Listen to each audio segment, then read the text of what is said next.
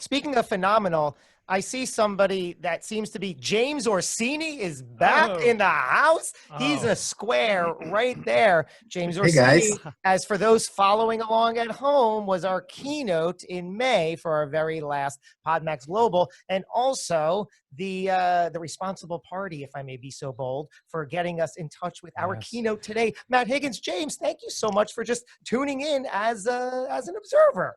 Yeah, my pleasure to come back in and see how it is post birthing, right? Birthed from James and passed on to Matt Higgins and whoever else comes in next for you guys. So wishing you success today. Wow. We love you, and we love the Stork community. Anyone out there who hasn't heard of Stork, check out, and maybe Jake, you could put a link to that. Because we're members and we love the community, and we want to help you to grow as well. Thank you for everything you do for us. Thank you. Thanks so much. Appreciate it. The Stork program has been successful after its first 6 weeks of launching. Several hundred people have signed up for. Wow. It's more of a membership than a subscription, because on day one you get access to so much content that's already been in the pipe. But it's been really good. I think, if I'm not mistaken, this week is on SMS and texting, and next week is on Snapchat. Wow. Just to put it into quick perspective for people who aren't connected to what we're talking about, this past May, we did our previous PodMAX global event. James Orsini, like I said, was our keynote. He is Gary Vaynerchuk's right hand, his COO of VaynerMedia for many years. Now they have developed the Sasha Group, which is a consulting arm for SMBs, small and medium-sized businesses, and he's the president of the Sasha Group and continues to work closely with Gary, right? And that's basically what you do and who you are. That's what I do at this point in my career. And I see Matt has now joined us. You know, I interviewed with Matt before being hired by Gary, so. Because I was the reason he got hired. Gary said no. So Matt, really quick, connect that for us, because Matt is actually co-owner of VaynerMedia. So you were in before James got in. Yeah. So so Gary was I was Gary's first client, by the way, at VaynerMedia, and I'm going to go ahead and tout that for the rest of my life. Is that true claim to fame? I discovered Gary. I got him on the cheap, by the way. I gave him 4 Jets tickets at a bagel store. He was like, me and my little brother AJ are going to change the world. I was like, I might get you on the cheap. So I gave him 4 Jets tickets. And went back and bought about 40% of the firm 4 years ago. So I'm the silent partner. I'm the silent partner. Yeah, nobody knows that. There's only one Gary. Matt stays behind the scenes, but James has been a game-changing hire. So hi, James. James, if my power goes out first, yours is going next, because we're about 5 miles from each other. Okay. It's rolling brownouts here. We're in Jersey, right? It's have like to fire up my generator. Hey, join the crowd. We're in Jersey too. We're in Jersey too. Yeah. Okay, all right. Jersey strong is represented. We're probably 30, 40 minutes away from you. So what town are you in? We're down in Trenton near the Capital. So. Yeah. Okay, I'm over in Chatham, and James Livingston, I think.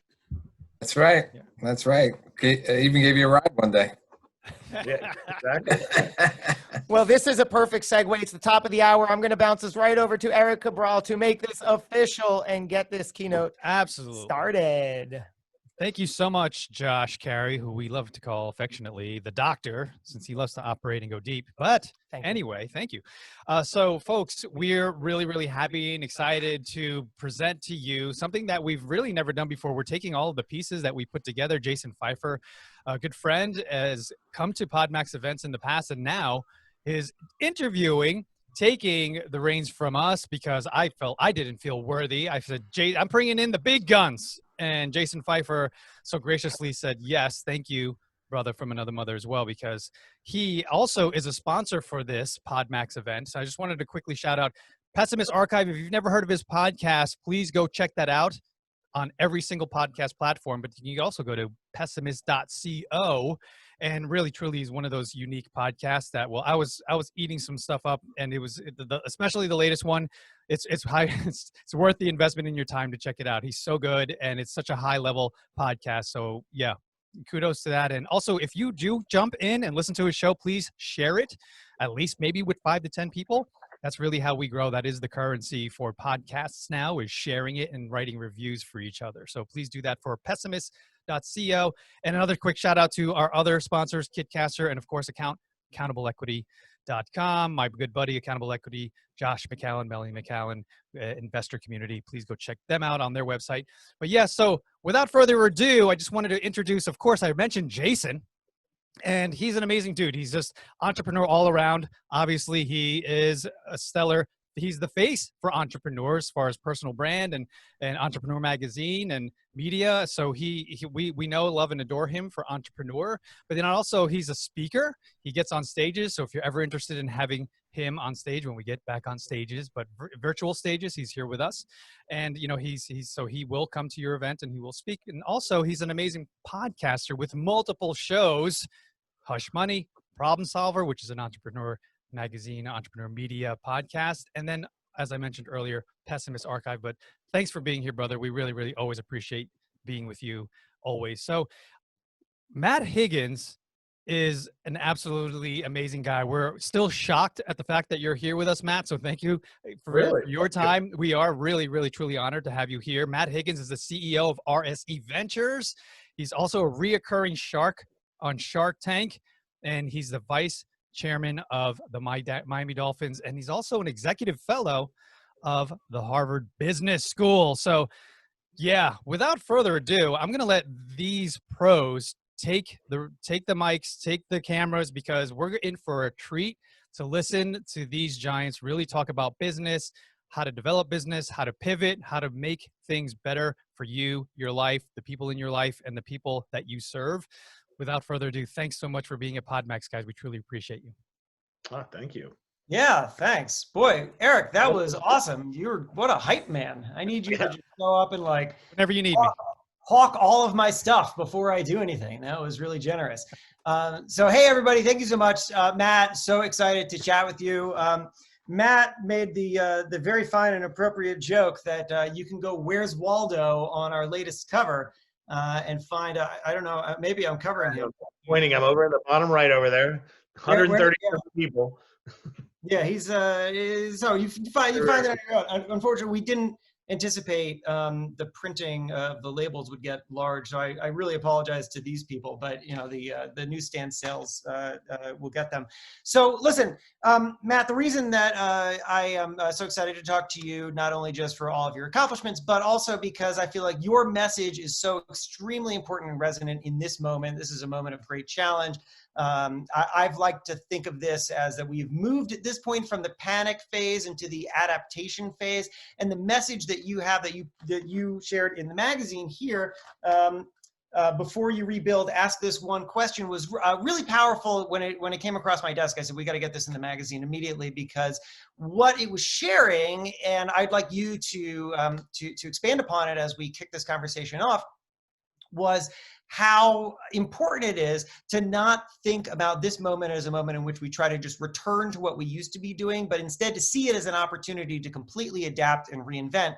And because there is no greater pleasure in life than being quoted to oneself, I'm going to read the very beginning of your piece, and then I'd like you to pick up on it. So here's what Matt says. He says, "How can I rebuild my business as fast as possible? It's the one question all founders and CEOs are considering right now, and it's the wrong one. Instead, we should all be asking, if I were starting my business today from scratch, what business would I build?"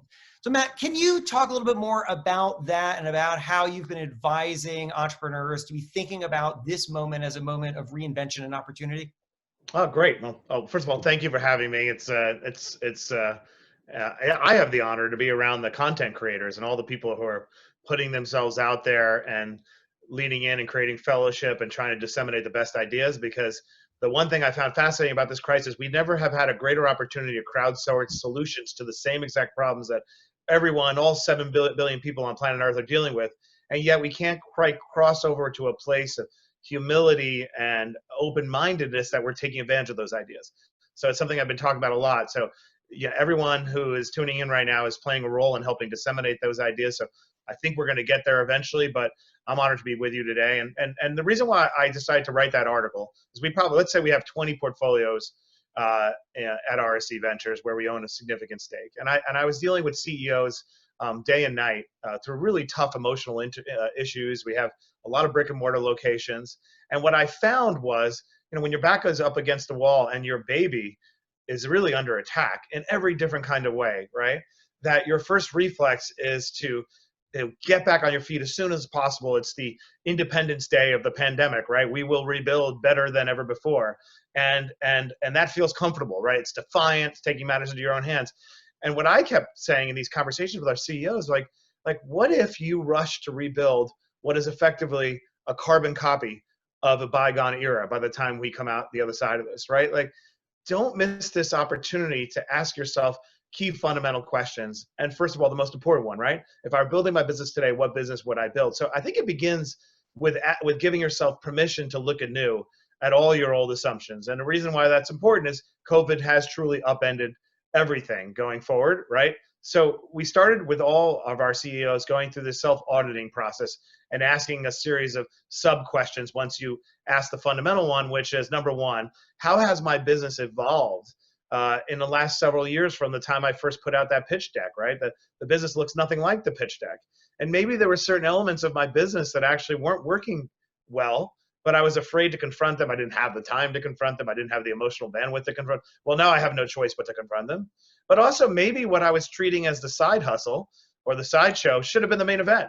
And now that my business is potentially in ruins, there's no reason why I shouldn't take a hard look. And what I found is, as I started having that conversation with each CEO, it was like a weight had gone off their shoulders. Like, wait, yeah, we don't need to rebuild this. Like, we don't necessarily need to open all those doors again. Maybe there's another way. So I personally believe very strongly philosophically that we spend way too much time searching for answers than asking ourselves, are we asking the right question? And as long as you're asking the right question, you'll eventually find your way to a good place. But if you never audit that question, you could end up in completely the wrong direction. So it's a very philosophical way to begin, but that's a lot of what we've been going through, at RC. Can you take me through an example so that people can see that come to life of what that audit has looked like for somebody that you're working with? Yeah, sure. So we have a lot of brick and mortar in our portfolio, especially in the food area, which has been decimated in different ways. If you're fast casual, that means one thing. If you're fine dining, that means another. But regardless, if you happen to own a retail footprint, you're in trouble in some way or another. And a lot of the businesses that we have really strong brands, and we're just starting to see significant traction with consumer products, but also with e-com. And in the early days of COVID, when you don't know when this might come to an end, we took a step back, said, look, the obvious thing to do here, or what might seem obvious, let's cut spending. We need to extend our runway as long as possible, reduce the burn, which is generally true. Survival was the name of the game in phase one. But in kind of phase two, post-survival, is saying, actually though, if we know that e-com behavior is going to change potentially permanently, and that all those people who are reluctant to buy online, I don't know who they were, but apparently only 20% penetration pre-crisis, right? All those people who are reluctant, probably our in-laws and whatnot, are now going to embrace e-com delivery, right? That's an opportunity for our strong brands to really lean in and take advantage of lower customer acquisition costs and arbitrage all over the place. And so rather than spend less, maybe we should be spending more. And several companies took that attitude, and in one case, without calling out their numbers, we had a particular company that found they were doing per week as much on e-com as they were doing in a brick and mortar store a year by the fourth week of this crisis. And that led them to close several of their stores permanently, but maintain their staffing because they now shifted their revenue to e-com. So my point of me saying that is I believe every crisis opens up an aperture to an alternative universe where people are doing exactly what you're doing, but doing it in a different way. And if you just give your permissions to look for that portal, you're going to find that. And I found that across the board. Everyone says, yeah, but not in my case. My business is screwed. I hear what you're saying, but it's not true. It is always true. Yeah, I love that. I feel like sometimes the greatest barrier that we have to change and improvement in our businesses ourselves, because we have this expectation that this thing isn't going to work, or this idea isn't going to work, or people aren't going to want to work with us. And so we don't even try it. And what the amazing thing that has happened here as a result of the pandemic is that it has pushed people to try things that they hadn't considered before, to try things that maybe they had considered before but were afraid of. It reminds me, and I just kind of put this anecdote to you to see what you think of it. I recently was talking to this guy named Aziz, who he's a master or whatever can't remember the language of it. He's a franchise owner who owns like 700 something units. And he had this idea years ago to solve for the problem of most restaurants that he owns, I think probably most restaurants in general, are rarely at full capacity in their kitchen. This is pre-COVID, right? It's just so many restaurants. And so that, you're losing money because you invested a lot of time, a lot of money into building this thing out, and now you're not using it at full capacity. And these restaurants all operate on the margins anyway. So what would happen if you were able to, say, take one brand's food and just make it at another brand's restaurant, and then, sell it online? So for example, the Captain's Boil, which is in Canada, is not operating in America, but what if it actually could be, because it's just being sold out of a Ruby Tuesdays and you order it on Seamless? And he said years ago, he just started building this for his own units. And then when COVID came along, he opened it up and he invited other brands to utilize the platform. And they flooded in with requests. I mean, he is struggling. The platform is called Franklin Junction. Oh, there it is. Somebody's shouting it out right there. NRD Capital, right, James. So, right, it's called Franklin Junction. Thank you. It's what's weird about doing these sessions online now instead of doing. I can't see what you see now. I want to see your pop up, and then you have to take other information instead of just dealing with whatever limited amount of information you have in your own head. So, so thank you, Brain Trust. So anyway, but here's the thing that I really loved about this, and the reason I'm telling you about him is because I asked him, pre-COVID, would other brands, does he think, would they have been as interested and as eager to work with Franklin Junction? Because Franklin Junction is really, it's a challenge to the restaurant model as we know it, where you think you build a restaurant, you sell your food. Now we're all suddenly in like a mix and match world, and that could be very threatening to a certain subset of people. And I said, do you think that adoption of Franklin Junction has happened a lot faster because of COVID? And he said, absolutely, absolutely, because it has forced people to be open-minded to solutions that they may not have considered before, even though they would have been valuable to them before, but they wouldn't have considered it as an option before, and now they do. So I put that to you. Is that something that you're seeing where there's just a more rapid adoption of change, more open-mindedness to think about things in new ways, to, in fact, do things that might have previously challenged the very notion of what we have, of what our business is, what our industry is, but now it feels like, let's try it. Well, that's first of all, it's a great example, an example that I am familiar with just from being in the food space. To extend it, cloud kitchens, right? Travis and a bunch of others were attempting really sort of take this concept, bring it to scale. For those who don't know, aggregating small kitchen spaces and enabling brands to go delivery only, right? Because if you're doing a restaurant or let's just say fast casual unit, maybe you're spending $750,000 a build out to get that going, and you're trying to get it to a place where your margins are 20%, and you want to get your build out, recover it in 2 to 3 years. That's sort of been the model, right? Very hard to make that work. Cloud kitchen, you could stand one up for say $75,000. Your rent is a lot lower, and you're doing delivery only. There was this general sort of resistance to it. Is that actually undermining the food industry? There was a lot of purists who thought, it's not really the direction we want to go in. Fast forward, post-COVID, complete adoption, right? Every type of brand is looking for a way to go ahead and reduce, their investment, in CapEx, but also how to take advantage of what had been sitting there prior to. And that's one thing that gets me very excited. I mean, I think we have a fundamental obligation to be optimistic, right? And to fight back. There was, in the early days of COVID, there was a little bit of shaming, like we're not supposed to talk about business or selling. I say that's nonsense, right? Like, let's get back on our feet. Let's be positive. Let's fight. Let's be aggressive. And so, and one of the ways, to do that is to look for opportunities to go ahead and figure out what has changed. And a couple of things that I see that get me really excited. Prior to COVID, if you were launching a business, you were a startup, at a minimum, you needed to have a WeWork to at least be respectable to whatever VC like me that you're talking to. Like, where are you located? Where's the team? 2, you needed to some extent an articulated brand. You needed a team. The team probably at least had to have a nucleus in one location. You needed to come visit me, get on a plane, spend your money on airplane tickets, and then go out to Silicon Valley, and then somebody cancels the meeting just as you're landing. I mean, all that friction, right? fast forward 3 months later, you wake up in your pajamas, you know, you go ahead and you put a nice shirt on, you know, like right now I have my shorts on, can't see though, you know, like everything has changed. You go ahead and you're talking to a VC on the other side of the country, and he's got extra time because he's no longer commuting and she's no longer commuting, and they can go and talk to you. So the bar's been lower, and you can have a virtual team that you've assembled through Slack and other means that you maybe have never even met, and you can get out there with your idea, right?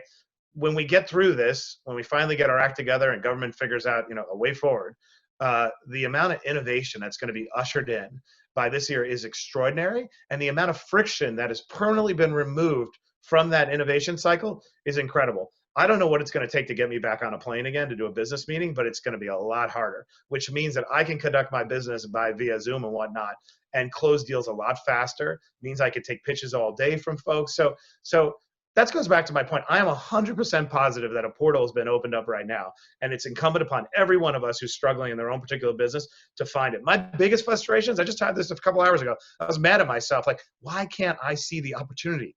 Like, I know there's an opportunity for this particular business, and I haven't found it yet. I need to do more work because I know it's there, and I'm anxious that I'm missing it. I'm not anxious that the business has only about 4 months of cash runway. I'm anxious that my brain hasn't been clever enough to figure out where the opening is. So call me. That's my outlook, and I'm not going to change it. No, I love you sharing that anxiety. That's my primary anxiety too. Every single day, I feel like there's massive opportunities out there, and I don't know if I'm stepping up to it. I don't know if I'm stepping up in the right way, and I don't know if I have the right time, and I don't know if the right ideas. And I feel that's great. That's a great position to be in. I want to go back to something that you just said a second ago, though, because it was interesting. You were describing an old world, a calcified world, right? A world that, you know, you're excited to move away from, but you inserted yourself into that world. You were the VC that people have to fly to see. You probably had certain expectations about how you would meet people, what you would hear from. So talk to me about how your own position in that world has changed. How have you seen change in yourself? How have you seen your own expectations change? And then what are you challenging yourself to do to look at things in new ways? You know, the things that used to be just a standard, unquestioned part of your, you know, vetting process, or you're working with people, has changed now, which is probably, you've probably run into a number of those things where you thought it was important, and then you said, wait a second. No, it's actually not important. And you have to revise your own understanding and expectations. Take me through that process. That was a great question. So let me just only speak from my own personal experience. Like we all, whether we like it or not, we all belong to a system. It's akin to, we say, well, advertising doesn't affect me, but it does affect you, whether you think it or not. You walk by a billboard, it affects you, or else people wouldn't get paid to do it. So the system was acting upon us in all sorts of ways that were invisible. You know, so what did the system mean? The system had a premium on FaceTime, on meeting face to face. It had a premium on sort of showing up and being in an office. You had people of a particular age, including myself, I'm in my 40s, right, who tended to be very resistant to working from home. Oh, those youngins aren't going to do anything if they're home. They're just going to want Netflix. Like all these sort of built-in biases that like you needed to see each other face to face to look you in the eye to make sure, you know, before you do a deal, and teams needed to be in one place because they can't communicate. There are a lot of these assumptions that the system was imposing upon all of us collectively, driven by the decision makers. So I'll just leave that statement there for a second. I was one of them, right? Now I was forced to adapt. I suddenly now am working from my third floor, and suddenly conducting business and forced to adopt technological tools that I may have shunned. And by the way, I no longer am commuting. So I'm noticing I'm actually working 3 hours more a day because I'm not commuting. And so I'm infinitely more productive, number one. Two, it turns out that all my work is more accretive because it's being more self-driven. I'm not playing defense. I'm not answering emails as much or dealing with people walking in my office. I'm deciding about impact. So the work that I choose to do every day is infinitely more impactful because I'm being intentional about it. You know, 2, 3, I'm around my kids more. I feel better. I'm not like yearning to see my children as much, which turned out was breaking my heart. So I'm spending all this time. And 4, I'm not traveling once or twice a week and then needing the recovery from the travel, but yet I'm doing the same work that I used to do before. In fact, it's easier to get CEOs on the phone. And 5, they're having the same emotions that I'm having, which means that the system now has been redefined because the people who are vested in maintaining it before have changed their view toward it. So now all of us can forecast if that means that the people who were resistant to these changes, technological adaptation, working from home, forcing in face meetings, FaceTime and whatnot, those people have all changed their minds collectively. That means the entire world has sort of changed. So that's what gets me excited, because now I can look outside myself and think about, look at all the pointless friction that we imposed upon the system just because we just were not aware. And then out of all the things that I can predict, I'm 100% true that I'm sure that is true. And it'll all be disguised, by the way, under the guise of, well, we can save more money by having smaller real estate footprints if we sort of rotate people in and out. It'll masquerade as a financial decision, but in reality, it's a quality of life and efficiency decision that'll change how we all behave. I know that's a lot to unpack. I just went very cerebral on you, but I feel really passionate. I mean, listen, my follow-up question is going to get philosophical. So okay, let's go. Let's do it. We're going deep. Yeah, that was light. All right. So here's what's so interesting about what you just said is that you just described this revelation that you and others had, that a lot more, in fact, could get accomplished and you could be happier at the same time if you didn't go to the office. But the thing is that for people who research this stuff, that was not news at all. We have had research for a long time showing that remote workers are happier, they're more efficient, they stick around at their companies longer. So this is something that we knew, and yet we never actually acted upon because we didn't trust the information. We, of course, only trust our own experiences. So now we've been forced into it. We have now experienced it, and thus we have changed. So here's my philosophical question. How much further can we go with this? How do you think we can take this one learning moment, which is to say, oh, this thing that we feared, this change that we feared, actually, this change was good and we shouldn't have feared it. And then apply that to future things where we say, oh, this other thing that I now fear, maybe I'm not going to get shoved into it the way that I did in 2020 because of a pandemic, but maybe it's worth me reconsidering my own concerns and resistance to fear, and then actually being okay with this. Or this is something that, I'm obsessed with cycles of fear, cycles of panic, that show Pessimist Archive that Eric did such a good job of hawking, Eric the Checks in the Mail, that whole thing is about cycles of fear and why we, feared the novel in the same way that we then feared the radio, that we now fear video games. Over and over again, we very rarely are able to learn from it. The researcher Amy Orban calls it the Sisyphean cycle of tech panic, which is brilliant. So how do we break that? And do you think that there's something that you can do within yourself, and that maybe that you can also share with entrepreneurs that you work with, to say, you know what, the next time that you face something where you say, oh, this is change that we can't actually adopt, this is a system that isn't going to work for us, we can say, you know what, we can learn from this past experience that we just had, in which we discovered that our assumptions were actually totally wrong, and we can apply it to this new moment right now and say, oh, maybe our assumptions now are wrong too, and then we can move forward better. So there's my philosophical question. Oh, that's like now you went even deeper than I would follow. Well, I'm gonna answer that in two steps. First, let's talk specifically about the holding on to the insights that we've all gleaned collectively and making sure we don't regress and lose the opportunity to innovate. I think that officialdom and the decision makers are going to put their energy into mitigating the downsides, so that we can hold on to the gains, because there are downsides. I think that younger employees lose out a bit if they don't have some of that actual face time. So they don't have an ability to go ahead and get the mentorship.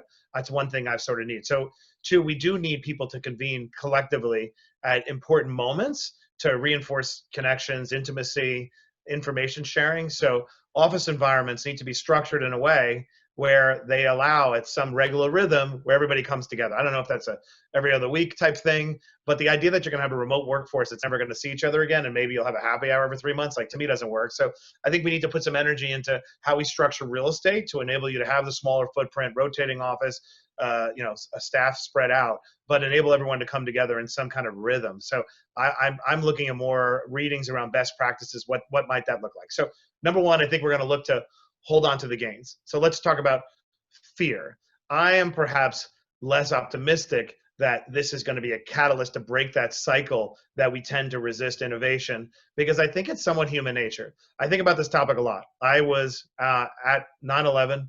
I was the mayor's press secretary at the time. I had a whole nother life.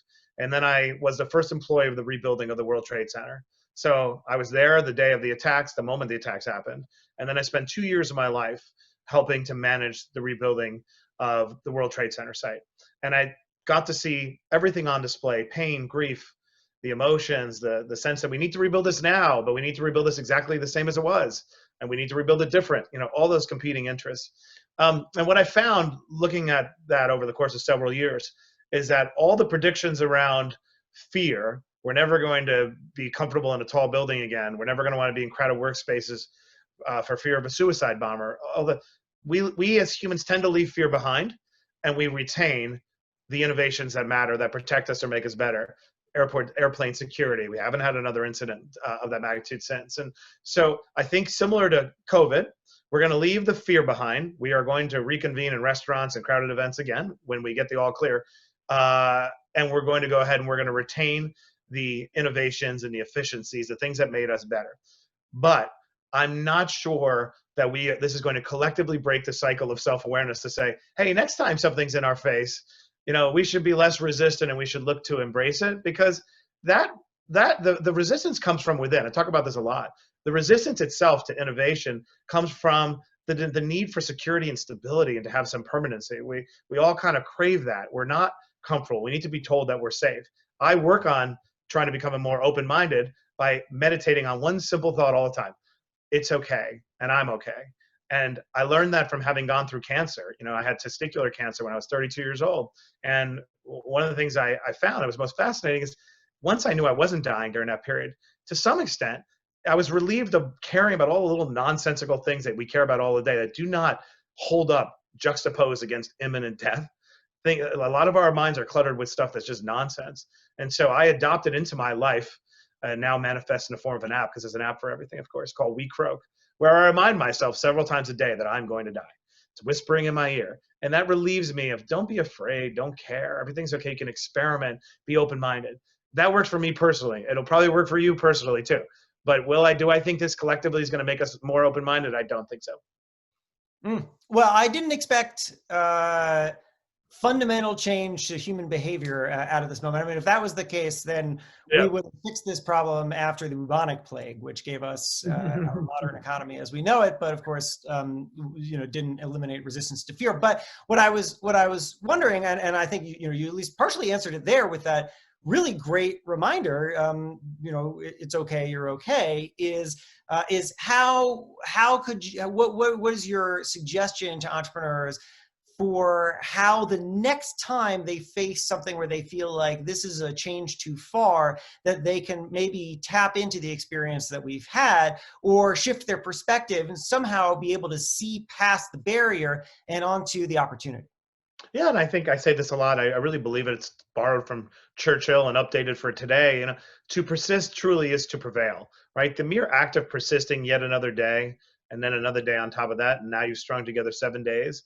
The mere act of persistence and the belief and the desire to persist, you will ultimately prevail. So when I talk to entrepreneurs, it's like, you have to have faith that you are going to iterate to a better place. And the thing you need to work most on is the open-mindedness and the receptivity to that simple belief, right? That if I keep going and I move forward, I will get there. That doesn't mean you don't pivot and iterate, right? So how do you become a successful person at iterating along the way? I think the number one thing that we all need to always work on is self-awareness. Self-awareness is the single greatest form of arbitrage in business and in your personal life that is entirely within your control. You don't need to, take a course. You don't need to listen to a podcast. You just need to decide that I'm going to become self-aware. And the only way to do it is to work on the things that are blocking you from being self-aware. I think a lot of the energy I spent when I'm diligencing a deal, I bring in an industrial psychologist who's worked on me when I was younger. She knows me. She understands what to look for. I start there, or at least I end there, because I want to identify the things that are causing all of us to be stuck, because those things will impede our ability to be self-aware. And if you're not self-aware, you will not iterate along the way in the founder journey. So it's a long way of saying, hey, what's my advice is like anything that's forming, that's getting in the way of you being comfortable, being self-aware and identifying where things aren't going right, then we'll work on those things. And if we work on those things, you'll achieve your full potential and your business's full potential. Your it's okay, a reminder of death. I don't know if you know this, just a fun fact. I don't know, fun fact feels weird on this, but this comes from an older episode that I did, and I just looked it up because I wanted to find the right language. So in ancient Roman times, if a general won a great battle, they were given a parade.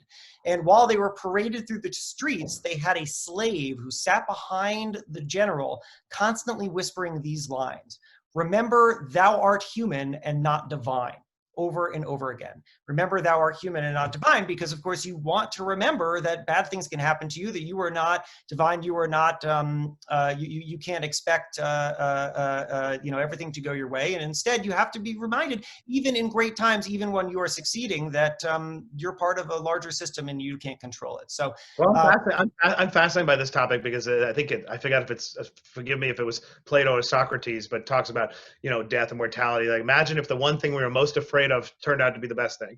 But you don't need to go that far to embrace the following, which is, I don't think we spend enough time talking about our mortality because it's like the dirty little secret and we feel like it's going to be too heavy. And what I learned from having cancer, it wasn't that it was heavy. It actually just reminded you about how you spend a lot of time worrying about things that aren't going to matter. And if you can unclutter your mind, you can live a life of less fear. Like, you can play with the house's money because you've already factored in the thing that you were most afraid of before, and turns out you're not afraid of it anymore. So I think that going back to ancient Greece and whatnot, I think the part of that point was to remind you are immortal, it will end, you're a human, and also don't believe your own headlines, general, whatever you just conquered. So I try to stay close to those ideas. Do you think that crisis of any kind can help people put this in perspective? I wonder if we come out of this all with some more of that self-awareness and an understanding of what matters, what our priority is, and also a clarity of vision about what our value is to others. I think it definitely does. I'm a big believer in the growth that comes out of crisis, just because I've seen the cycle play out in my life, over and over again. But when life brings you to your knees, it forces you to really meditate on what matters to you. And I get asked this question a lot, like, what's the secret for your success? Or you've done multiple things in different industries and gone to the top. And I say, I think the number one thing is, the higher I go, the more I work at defining what I absolutely need as narrowly as possible. It's interesting, because part of the things that holds you back of taking increasing risk is you're now nervous. You want to consolidate the gains and you don't want to lose them, right? Theoretically, you've accumulated more in your life. You're more prominent. You're more wealthy. You have more things to lose. And that actually makes you play in a risk-averse way. So I've tried to do the inverse. The higher I go, the more I meditate. Like, I got my wife. I have the best wife in the world, Sarah. She's incredible. She's my, partner in everything I do. I have my kids. I have my house. If it all goes tomorrow, I don't really care. And I kind of learned that from cancer, because I called it zero time. When I had cancer, I thought, wow, interesting. I'm really relieved because I don't really worry about stuff anymore to the same extent. So I would argue to folks coming out of this crisis, think about how we've all been brought to our knees. And we've revealed how it's the simplest things that we miss the most, right? We miss going to a restaurant. We don't miss a lot of the things that didn't really matter. And so I think absolutely is a chance that it sounds like everyone collectively across civilization, which is refreshing, is taking advantage of this crisis to ask the same existential question. So I think we'll never be able to measure this, but you asked a great question. I think there'll be enormous personal advancements made, emotionally, spiritually, and then of course ultimately, show up in business, but that we all have made through this period. I don't know how you measure it, but I'm pretty sure it's probably true, because everyone right now who's listening to this is nodding like, yeah, I've made a lot of growth personally. Yeah, I think that that's a great way to look at it. And we need that reminder, I feel like, sometimes, because the craziest thing that I have found in talking to entrepreneurs, as I do, and I actually just wrote about this in the magazine, is that in talking to so many entrepreneurs, what I see is the great collective irony that everybody experiences these same challenges, and crisis or not, right? I mean, if you want to look at it in one way, the pandemic is just a larger version of what entrepreneurs experience all the time, which is just some kind of constant crisis, something that comes out of nowhere that seems to challenge the very fundamentals of the work that we've done, and then we have to adapt to it. And this is just a larger version, one in which it's happening to everybody at the same time. But the weird thing is that most people experience these things alone, and they feel like they are personal challenges that they're only dealing with alone. And if they don't communicate that, then what they never learn is that in fact they are actually quite alone together, because everybody is experiencing roughly the same problems, maybe at different times, but that's what they're doing. And so I want to put it to you, because one thing that you have, one of the many things you're so great at is being open and communicative about those things. I mean, I listened to past interviews that you've done, and you touch on these themes a lot. And I feel like in doing so, I hope and maybe this is in your mind, you're inspiring other people to share their own concerns and to be open as well about these things. I wonder how you came to that kind of openness, if you always had it, and what you feel like people should be doing when they are facing these kinds of things and they feel like they're alone with them. Wow, those are great questions. I was going to quote you actually. Now you just did it, but you had a great line where you said the entrepreneurial journey is about being alone together, right? And we're all out there going through exactly the same emotional state. I think for me, for a long time, I didn't really talk too much about my origin story. One, I just thought, who cares? And then as my platform has grown, I decided that was very motivating to me, right? Like, I'm not motivated by fame or prominence so that I could walk down the street like Gary. Like, I walk with him, I'm like, wow, that seems like exhausting. We can't go 2 feet without you being recognized. So that's not intrinsically motivating to me. What is motivating to me is that if I share my vulnerability to a 17-year-old kid who's hopeless, who's in a GED program in Queens, and I tell my origin story, they're going to have belief. And I started realizing more and more that the value that I think I could bring to civilization or a few people is to be really vulnerable and transparent about my origin story, so that you don't conclude when you look at me, there's a white male, probably went to Harvard, probably had good upbringing, lots of money, that I'm actually doing a disservice. I'm actually contributing to the alienation that a lot of people have out there of saying, I can't go this far. This is it's out of reach. So I decided I'm going to share it in a way that's like raw and ugly. It feels good. I like telling a story about the fact that I dropped out of high school when I was 16. I did it on purpose. I got left back 2 years in a row. I was taking care of my mother, who couldn't even bathe herself, and she was slowly dying in the room next door to me. I spent 10 years of my life with a towel wrapped around my head so I couldn't hear her screaming all night long. Like, I went through trauma and hell, and it didn't end well. She died the day I became press secretary of New York City. I went from making $3.75 at McDonald's to being the press secretary of the mayor of New York, youngest one in history, finally achieved everything, and she died that day. And I tell the story because, one, there are no guaranteed happy endings, right? Two, we have to be agents of our own rescue. There's no cavalry coming. But three, you can do it. Like, you can pull it off. It's going to be ugly and unfair. You wish you were born into different circumstances, whatever. You can do it. And not only that, your prize when you get there, what you went through will be so compelling, how far you've come, that'll be your reward. In fact, I sometimes feel bad because I always want to be clear. I'm not judging anybody who didn't have tough circumstances. I don't think people should have to manufacture, like, I went through something really bad. If you didn't really go through anything that bad, like, high five. I wish I had gone through that too. And I'm not going to judge you, because life is not about where you begin, it's where you end up, right? So if you started on third base, good. I hope you own the stadium by the end of it, right?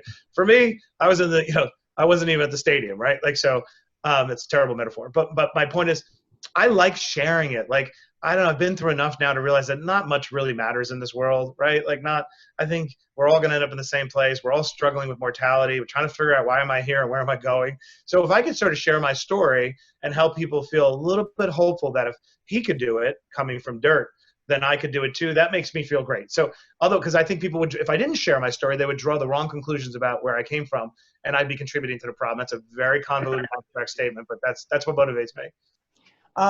So that reminds me of an experience I had once. I was talking to a group of college students at some event, whatever it was, and I honestly don't remember what it was that I said, but I also have the philosophy of sharing the bad stuff, sharing the vulnerability, because I think that's what makes you human, and that's also what people want to see. People don't like success stories; they like problem-solving stories, they like journey stories.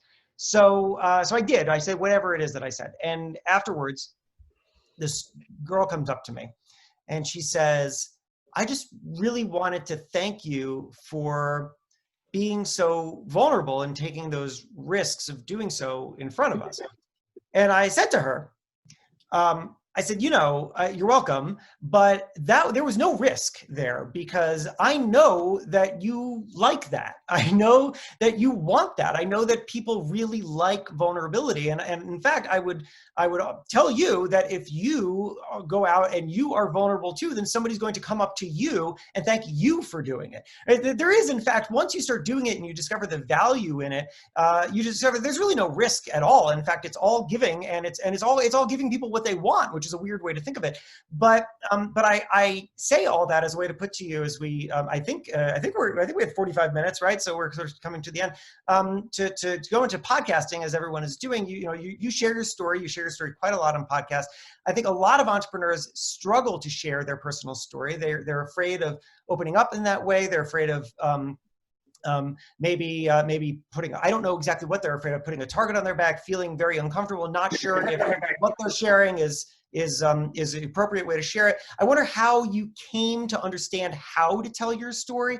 Did you talk to people? One thing that I have done is I've honed stories of my own that I share more broadly is that I started by just realizing the way that I would tell a story to friends and the beats that really worked as I was telling those stories to friends. And then I could just port that over once I felt really comfortable with it and understood how to tell it in a way that felt compelling and also true.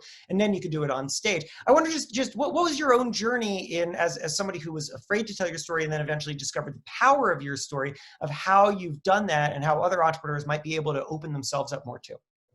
First of all, I love what a deep thinker you are. Can we just how these questions are so wonderful and philosophical? Because but you make a really good point. Like, you want to be sure that you're not being manipulative either by sharing, because it does create a feedback loop. People do respond to vulnerability, and so you want to make sure you're doing it for pure reasons and you're also doing it authentically. So I would just put that warning there, because I'm always auditing myself. Like, I don't want to be manipulative just because I know people respond to it. I want to do it for the right reason. So how did I come to it? It was a revelation about leadership more than anything else. When I had cancer when I was 32, I was devastated, not because I might die or lose a piece of my anatomy that is rather intimate and embarrassing at the time, but that I went back to work within 24 hours of coming home with a kind of big incision on my side, sitting with a bunch of coaches at the New York Jets, because I wanted to demonstrate nothing's going to knock me down, because I was afraid.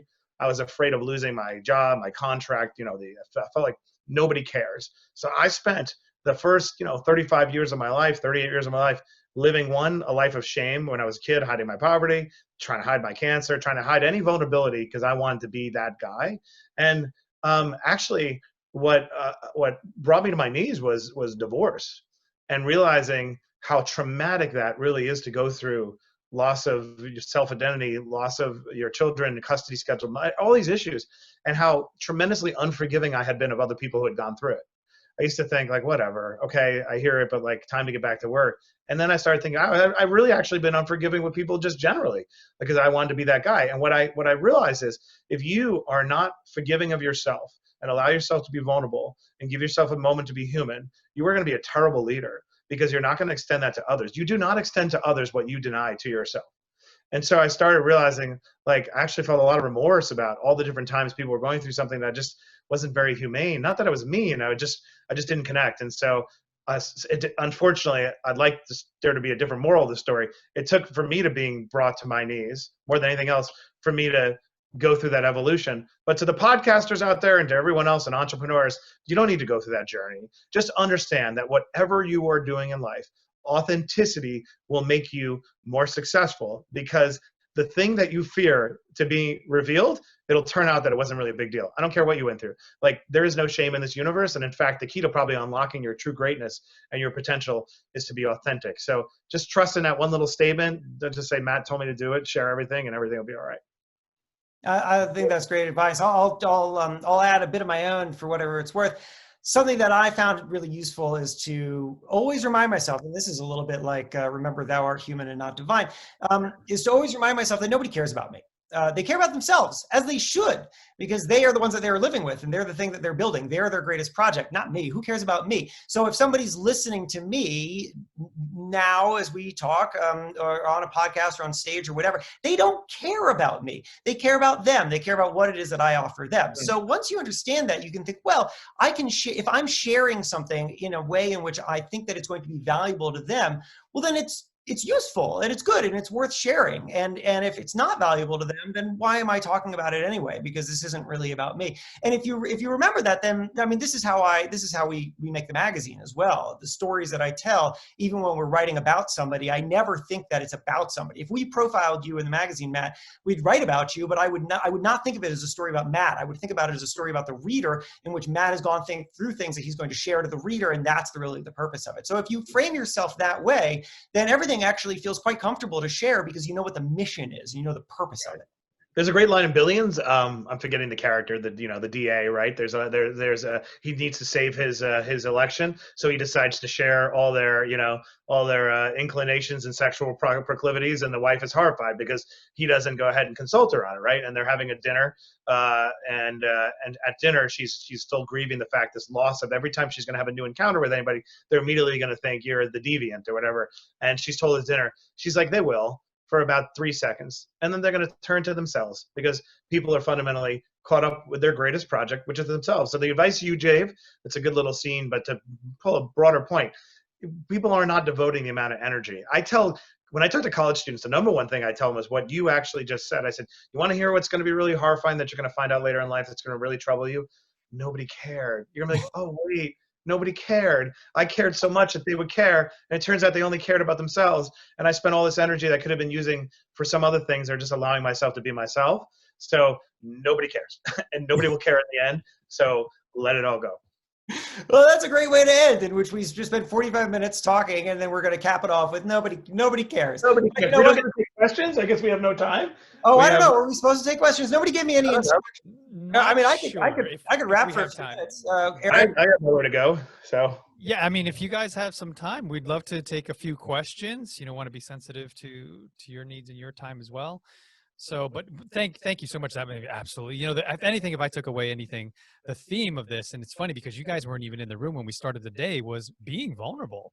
That's how I sort of kicked everything off. I said, when you get on these shows today, and you're going to be on multiple shows in one day, go in there and be open when you talk to these hosts, because that will set the tone for the conversation, and everyone's going to love you for it, their audience, the host, and it's just win-win-win for everyone. But thank you so much for really tying the bow and bookending this event for us, because yeah, being vulnerable is massive, and self-awareness. Thanks for pointing that out, Matt. That's really, really powerful. So any questions here? I know Devin wanted to maybe highlight some questions here. Yeah, I also wanted to chime in. One of the great themes of Embrace Your Mortality, Matt, I can totally relate to that. Over the recent past, I've adopted the Stoic philosophy. I have my coin here, Jake. Oh, I love that. I love that coin. Yep. Yeah. It It's says right on there. Isn't a saying on there? Yes, yeah, exactly. It says memento mori, and this literally translates to remember you will die.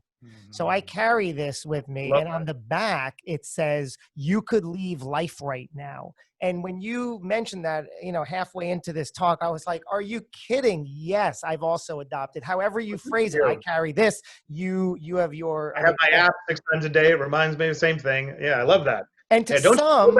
But isn't it, when you look at it, doesn't a wave of peace wash over? Like, oh, right. Who cares? Yes. Remember, you will die. And to some on the surface, it's like too much, right? They're like, no, that's dark. It's like, no, I think it's light, actually. Right, exactly. It's like my kids at first think I'm completely crazy. I'm like, hey kids, look at this great quote. And they're like, Dad, what's wrong with you?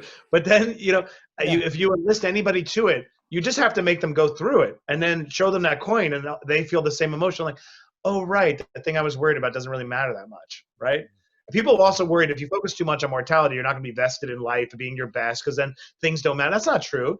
You do what you do, and you try to be your best to fully express whoever put you on this earth to be you. That's how you can arrive at the same place. But you don't need to be afraid of your own mortality, in my opinion.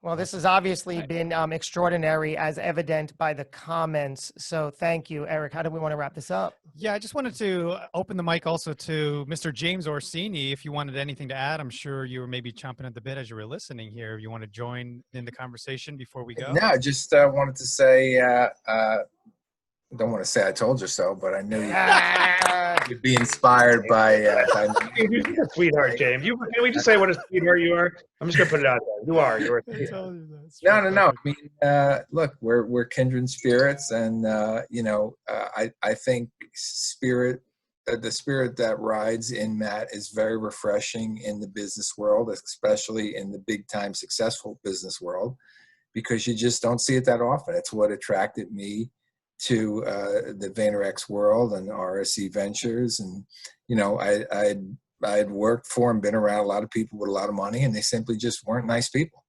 Now you know what when your true north is in the right direction.